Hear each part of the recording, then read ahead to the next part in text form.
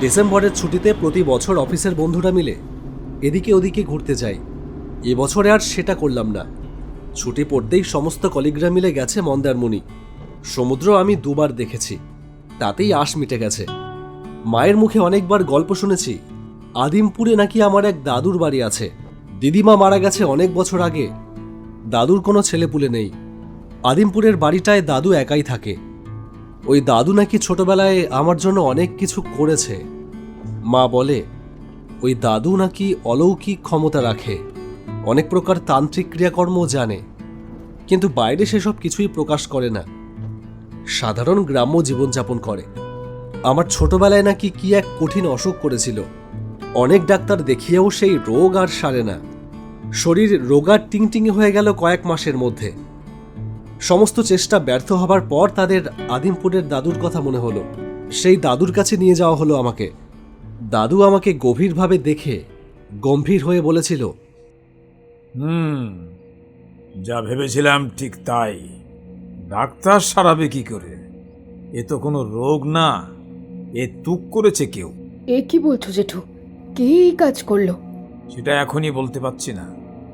আগে তো দাদু ভাইকে ঠিক করি, তারপরে দেখছি।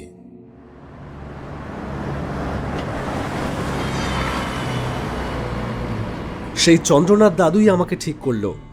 দাদুর নাম চন্দ্রনাথ চৌধুরী। এবার অফিসের ছুটিটা পড়তেই মা বলল, বাবু, এবছর আর এদিক ওদিক না গিয়ে একবার বরং আদিমপুর থেকে ঘুরে আয় রে। দাদু তোকে দেখলে খুব খুশি হবে। অনেক বছর হলো তুইও গ্রামে যাস না। ঘুরে আয় বাবা, দেখবি ভালোই লাগবে। মায়ের কথা ফেলিনি। পরদিন সন্ধ্যার দিকে রওনা দিলাম।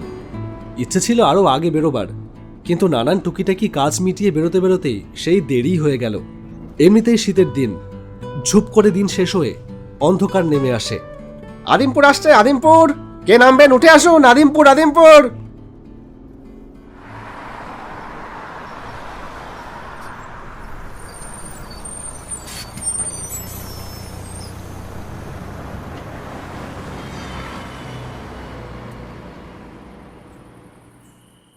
বাস থেকে নেমেই সোজা রাস্তা চলে গেছে গ্রামের ভেতরে। এই রাস্তা ধরে চলে গেলেই চন্দ্রনাথ দাদুর বাড়ি। ঠান্ডা এখানে যেন অনেকটা বেশি। একটা হুডি পরে বেরিয়েছিলাম, কিন্তু তাতে যেন হাড় কেঁপে কেঁপে উঠছে।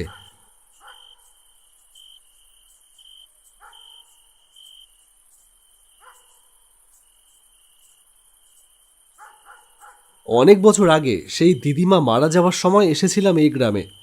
তখন যেমন দেখেছিলাম এখনো তেমনই রয়ে গেছে গ্রামটা, কিছুই বদলায়নি। এই আদিমপুর গ্রামের একটা অদ্ভুত বিষয় আছে।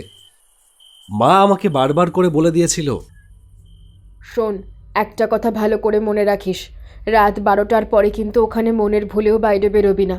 কেন? রাত 12টার পরে বেরোলে কি হবে? আহ, যা বলছি সেটাই করবি ব্যাস। ওই আদিমপুরের গ্রামে এই একটাই নিয়ম, শীতের রাতে রাত 12টার পর কেউ বাড়ি থেকে বের হয় না। তুই কিন্তু এই নিয়ম লঙ্ঘন করবি না, মনে থাকে যেন। এখন বাজে রাত 8:30।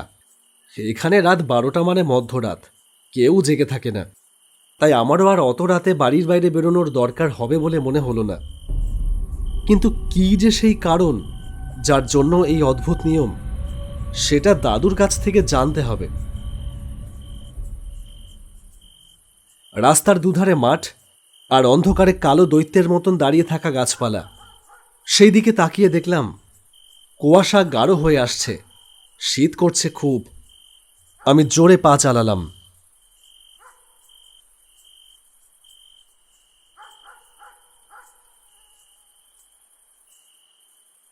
মাটিতে আসন পেতে খেতে বসেছিলাম আমি আর দাদু। ঘরে একটা হ্যারিকেন জ্বলছে, ক্ষীণ আলোয়। অদ্ভুত লাগছে ঘরের ভেতরটা, এক আধো আলো মায়াবী পরিবেশ। খাবারের সরঞ্জাম দেখে অবাক হয়ে দাদুকে বললাম, দাদু, তুমি এত কিছু রান্না করতে পারো? পারতাম না রে, কিন্তু প্রয়োজন আর পরিস্থিতি মানুষকে সবটা শিখিয়ে দেয়। তো দিদিমা বোধহয় জানতো যে সে আর আমার সাথে বেশি দিন থাকবে না, তাই বোধহয় নিজে হাতে এ অমূল্য বিদ্যে আমাকে কিছুটা শিখিয়েছিল। তখন বুঝিনি, সেদিন যাকে অপ্রয়োজনীয় মনে হয়েছিল তা আজ অপরিহার্য হয়ে উঠবে। আজ যদি রান্নাটুকু করতে না জানতাম তাহলে না খেয়ে মরতে হতো। না, মিথ্যে বলবো না, পাড়ার দু এক বাড়ি থেকে মাঝে মাঝে এটা ওটা রান্না করে দিয়ে যায়, কিন্তু তাদের কি বা দায় ঠেকেছে? তা রোজ রোজ এই বুড়োটা খেতে পেলো কি না পেলো তার খোঁজ নিয়ে যাবে। তোমাকে তো মা বাবা কতবার করে বলেছে আমাদের বাড়িতে থাকবার জন্য, তুমি রাজি হও না কেন? মাটির টান রে দাদু ভাই, মাটির টান। এই যে এক টুকরো ভিটে মাটি, এ আমার 3 পুরুষের কত স্মৃতি, কত হাসি, কত চোখের জল মিশে আছে এই মাটিতে। এই মাটি ছেড়ে কি যাওয়া যায়? এই দেখো, তুই আবার খাওয়া বন্ধ করে আমার কথা শুনছিস হা করে। নে নে, খেয়ে নে, খেয়ে নে, তারপরে গল্প হবে খন। খাওয়া দাওয়া শেষ করে দাদুর সাথে বসে গল্প করছিলাম, হঠাৎ প্রসঙ্গটা তুললাম। আচ্ছা দাদু, একটা কথা তোমাকে জিজ্ঞেস করতে চাই, তুমি অন্তত আশা করি সত্যিটা বলবে। কি জানতে চাস বল। দাদু, মা বলে দিয়েছে রাত 12টার পরে এই আদিমপুর গ্রামে নাকি শীতকালে কেউ বাইরে বেরোয় না, ওইটাই নাকি নিয়ম। তোর মা মিথ্যে কথা বলেনি, ওটাই এই গ্রামের নিয়ম। নিয়ম না বলে সাবধানতা বলাই ভালো, কারণ যারা অবাধ্য হয়ে সেই সাবধানতা মানেনি তারা আর ফিরে আসেনি। দাদু, ব্যাপারটা বেশ ইন্টারেস্টিং লাগছে, একটু খুলে বলো। ঠিক আছে, তুই যখন জানতে চাইছিস আমি বলবো, তবে আজ আর না, অনেক রাত হয়েছে, ঘুমিয়ে পড়, কাল সকালে বলবো। আমারও এত রাত জেগে বসে থাকবার অভ্যাস নেই, বয়স হয়েছে তো। নে, ঘুমিয়ে পড়, আমি পাশের ঘরেই আছি, কোনো দরকার হলে ডাক দিস। আর পাকামো করে একা একা বাইরে যাসনি যেন, মনে রাখিস এটা কিন্তু শহর না, এখানে অনেক কিছু হতে পারে। বলেই দাদু উঠে চলে গেল। শেষের কথাটা আমার কাছে খটকা লাগলো। এখানে অনেক কিছুই ঘটতে পারে মানে? কি ঘটতে পারে? কি বলতে চাইছে দাদু? কাপাস তুলো দিয়ে বোনা গরম লেপের ভেতরে ঘুমটা বেশ জাকিয়েই হচ্ছিল। হঠাৎ কিসের একটা শব্দে ঘুমটা ভেঙে গেল। বিছানায় শুয়ে শুয়ে ভালো করে বোঝবার চেষ্টা করলাম কিসের শব্দ। ভালো করে কান পাততেই বুঝলাম একটা মেয়ের কান্নার শব্দ, দূরে কোথাও একটা মেয়ে কাঁদছে যেন করুণভাবে। এত রাতে এই ঠান্ডার ভেতরে বাইরে কোন মেয়ে কাঁদতে যাবে? আর কেনই বা কাঁদবে? আমার অত ভেবে কি দরকার? হবে কোন বাড়ির মেয়ে? আমি একটা লম্বা হাই তুলে আবার ঘুমিয়ে পড়লাম।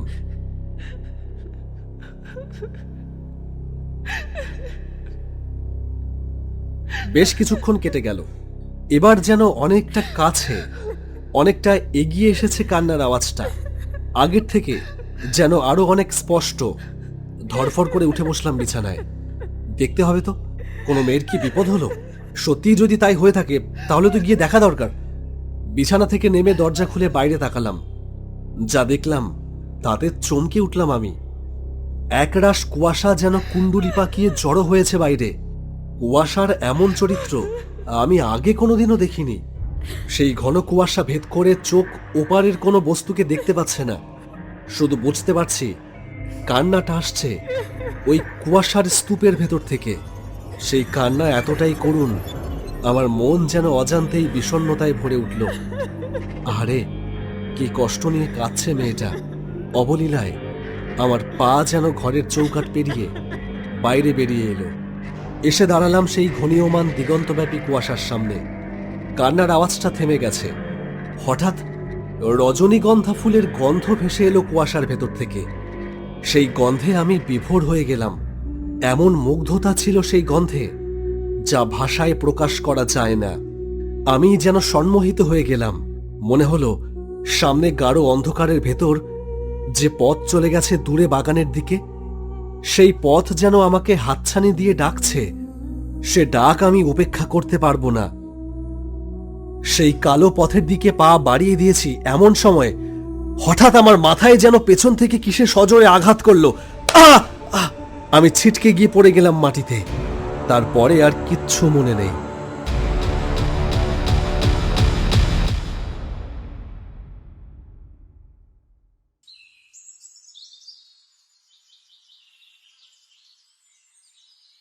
পাখিদের কিচিরমিচিটে ঘুমটা ভেঙে গেল।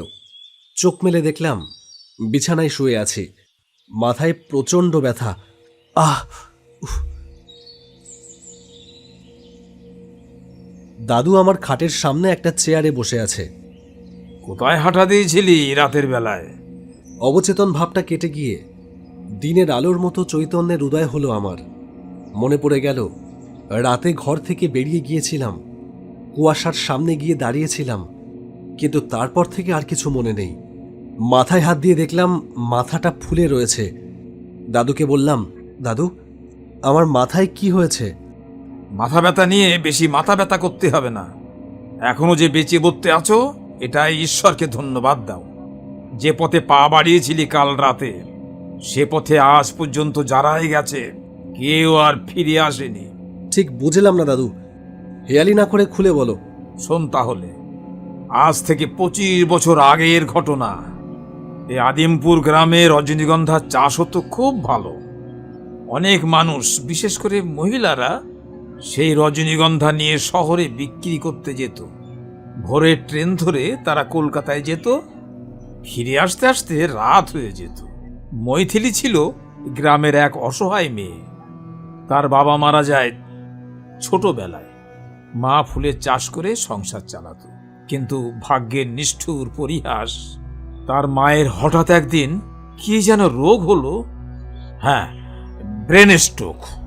তারপর থেকে সে আর বিছানা থেকে উঠতে পারত না, পুরো শরীর অসাড় হয়ে গিয়েছিল। তাই মৈথিলীকে হাল ধরতে হলো। মায়ের চিকিৎসার জন্য অনেক টাকা দরকার। সে দিনরাত পরিশ্রম করত, রজনীগন্ধা নিয়ে যেত কলকাতায়, ফিরত সেই রাতের বেলায়। গ্রামে যেমন ভালো মানুষ থাকে, তেমনি খারাপ মানুষও থাকে। শয়তানের নজর ঘুরে বেড়ায় চারিদিকে। সেদিনও ছিল এক কুয়াশা মাখা শীতের রাত। মৈথিলীর গ্রামে ফিরতে ফিরতে সেদিন বেশ রাত হয়ে গিয়েছিল। ঘন কুয়াশার মধ্যে দিয়ে মেয়েটা যখন নির্জন গ্রামে ফিরছিল, তখন কিছু মদ্যপ জানোয়ার ওই অভাগিনীর উপরে ঝাঁপিয়ে পড়ে।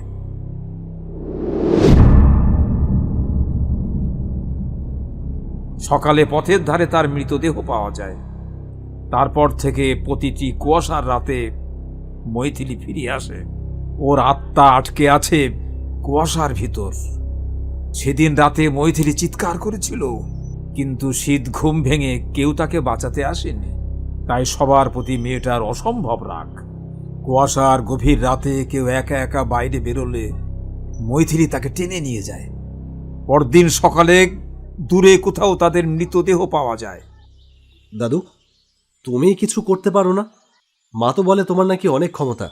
আমি আমি কি করব? তুমি ওই মেয়েটা মানে মৈথিলীকে মুক্তি দেওয়ার ব্যবস্থা করতে পারো।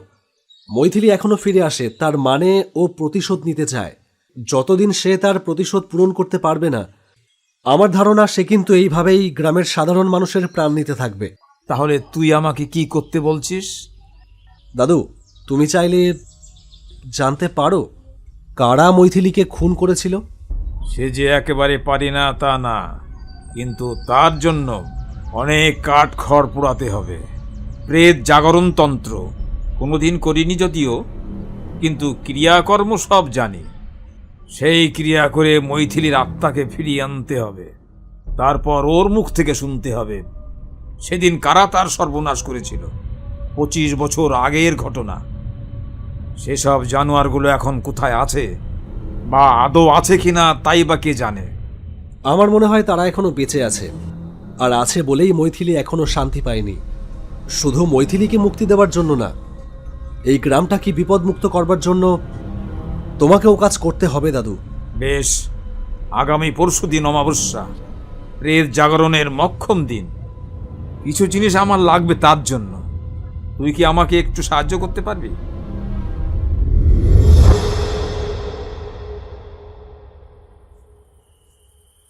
অমাবস্যার গভীর রাত। গাঢ় অন্ধকারে এমনিতেই কালো হয়ে আছে চারিদিক, তার উপর আবার তীব্র ঘন কুয়াশা। গ্রামের শ্মশানে একটা বাঁধানো বেদির ওপরে এসে বসেছে দাদু, আর আমি দাঁড়িয়ে আছি তার পাশে। দাদু এক মনে তন্ত্র সাধনার সমস্ত উপকরণ নিয়ে কি যেন করে যাচ্ছে।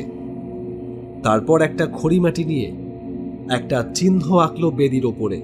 তারপর সোজা হয়ে বসে চোখ বন্ধ করে মন্ত্র জপ করতে থাকলো। আমি দুরু দুরু বুকে চুপ করে দাঁড়িয়ে রইলাম। খানিক বাদেই টের পেলাম ঝড়ের মতো শো শো শব্দ হতে থাকলো চারিদিকে। গাছপালাগুলো যেন আকস্মিক ঝড়ে আচমকা কেঁপে উঠল। ঠিক তারপরেই বেদির সামনে একটা ছায়ামূর্তি ধীরে ধীরে মানুষের আকার ধারণ করল। একটা মেয়ে। সে গর্জন করে বলল, আমাকে ডাকলি কেন? আমি তোকে মুক্তি দিতে চাই। তুই মুক্তি চাস? চাই তো, মুক্তি তো চাই, কিন্তু প্রতিশোধ এখনো বাকি। যে প্রতিশোধ না নিয়ে আমি তো মুক্তি পাবো না। তুই চিনিস কারা তোকে হত্যা করেছিল? চিনি। কারা? নগেন মণ্ডল, কানু বাড়ুই আর অমর পালিত। তারা এখন তো আর কেউ গ্রামে থাকে না, তারা অনেক দূরে থাকে, শহরে থাকে। তোকে যদি শক্তি দিই, তুই গিয়ে প্রতিশোধ নিতে পারবি? পারবো, পারবো আমি। বেশ, তাহলে তোকে শক্তি দিচ্ছি। তারপর যা, নিজের প্রতিশোধ পূরণ কর। আমার ছুটির মেয়াদ শেষ, আর থাকা সম্ভব ছিল না। পরদিন সকালে দাদুর কাছ থেকে বিদায় নিয়ে বাড়ির দিকে রওনা দিতে হলো।